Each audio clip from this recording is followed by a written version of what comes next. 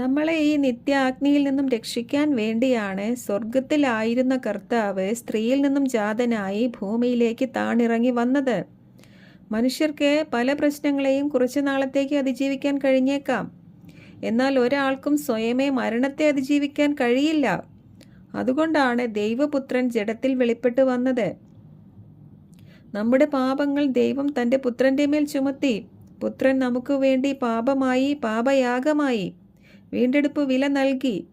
ഈ കൃപായുഗത്തിൽ നമ്മളോട് ആവശ്യപ്പെട്ടിരിക്കുന്നത് തൻ്റെ പുത്രൻ്റെ ഈ പാപപരിഹാര ബലിയിൽ നമ്മൾ വിശ്വസിച്ചാൽ മാത്രം മതിയെന്നാണ്.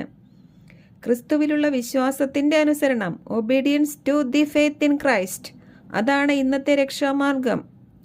ഇങ്ങനെ വിശ്വസിച്ച് രക്ഷ പ്രാപിക്കുക എന്ന് പറഞ്ഞിട്ട് അതുപോലും ചെയ്യാത്തവരാണ് ഒടുവിൽ നരകത്തിയിൽ എറിയപ്പെടാൻ പോകുന്നത് എന്ന് മനസ്സിലാക്കുക.